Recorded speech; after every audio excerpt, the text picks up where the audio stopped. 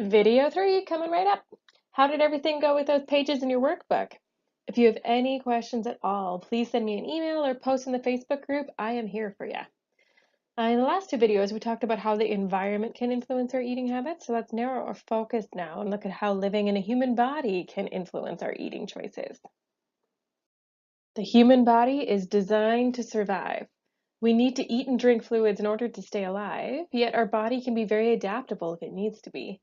The way our body works, our physiology, is very complex. Our body produces different hormones and chemical messengers in response to our eating patterns and our lifestyle. Our body can adjust its metabolism if needed, and so in some cases, this response can result in some food cravings. Certain hormones, like cortisol, can signal our body to store the calories we eat more efficiently, which means that our body is getting more efficient at storing fat. And naturally, that would make our weight very difficult to control. So it can be helpful to understand how your body works in response to what you do so that you can work with it rather than against it. Skipping breakfast is one of the strongest predictors of weight gain. I used to be really bad for this. I would get up at 5:30 in the morning to get ready for the start of my shift, and the very idea of eating something turned my stomach. Nowadays, I'm still super busy in the morning, and it's still tricky to eat something before I start my busy day, but I make sure that I always have something for breakfast. If we skip breakfast or if we don't eat for a long period of time, our body responds to this as if there was a shortage of food. So since our body's main goal is to survive, it'll compensate by slowing down our metabolism, which means that we're that much more efficient of storing whatever we eat as fat. And we actually need fewer calories to survive and to support all of the different body processes that happen on a daily basis. So even though our body's metabolism is slowing down and we need less calories, we don't often eat less calories to match this. So there's a greater chance that we're going to have those cravings in the afternoon if we skip breakfast or if we go through a long period of time without eating.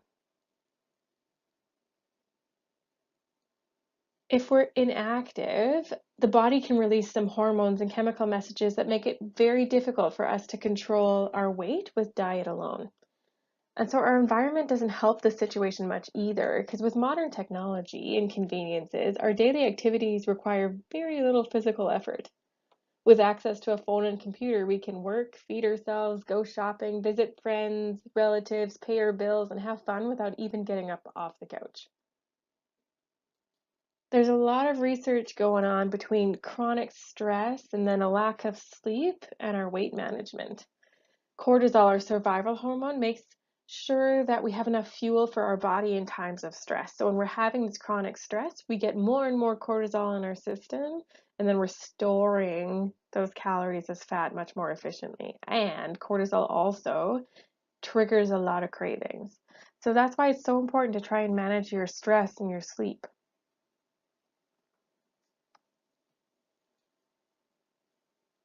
So we're going to expand a little bit on cortisol here because it gets a lot of attention in the news as being the bad stress hormone, but that's not necessarily the case. It actually has a lot going for it. When we're stressed, our bodies are functioning at a very high level and we need lots of energy to maintain this. So cortisol is one of the things that makes sure that we have the fuel that our body needs. This fuel is called glucose, which is sugar, and it's what our cells are looking for. In times of stress, our body is pushed to the max, and our overworked cells feel like they can never get enough energy. And so they call out to the brain in the only way that they know how, and they tell the brain that they're hungry. So this makes us overeat or seek out those comfort foods in times of stress because you're looking for foods that have a lot of calories in a very little amount of space. So that's why you don't really crave celery sticks when you're stressed. You crave rich foods like hamburgers and donuts and pizza and ice cream and all those things that have like a really high fat, high calorie content. When we don't sleep well or don't get enough hours of sleep, our body releases a hormone called ghrelin. And I don't know if you've noticed, but when we don't have a good sleep, we often crave those high carbohydrate, high fat foods like breads and pizzas and pasta dishes. And that's all to give your body the extra glucose, the extra sugar it needs to manage on this low amount of sleep. So the natural thought then is to limit your calories. And we see this amount of calories getting tossed around a lot, that the 1,200 calories per day is the minimum that you should eat. But that's the minimum you should eat at a certain height, body weight, body composition. That is not a be-all end-all number for everybody. Because if you eat too few calories based on all those different factors, you can have tons of side effects, including weight gain. There was a study done in World War II about these kinds of restrictive diets. Male participants had their food intake strictly controlled to provide approximately half the calories of their usual diet.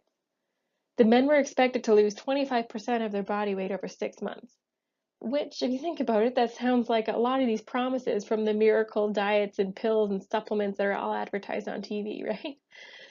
The researchers were surprised, though, by the emotional and behavioral changes in the men. Many of these men became irritable, they socially isolated themselves, they lost interest in activities that they usually enjoyed, and some of them even developed a depression. They demonstrated a decrease in their level of concentration, and they reported that they were constantly thinking about food and eating. And then a subgroup of those men developed a serious problem with binge eating after the study was done. Something else that was interesting was that this study's semi-starvation diet actually provides more calories than many of today's fad diets. So these people that experienced all of these lists of symptoms were actually eating more than a lot of the fad diets recommend. Something to think about if you're considering one of those special diets when you look at the big long list of symptoms that you could have. Your mission, should you choose to accept it, is to consider how your choices might be causing your body to influence your eating habits, or maybe how your lifestyle right now is influencing your eating habits. There's also a few activities in your workbook that you might want to try on page 7. And that's it for today. So we'll see you guys next time.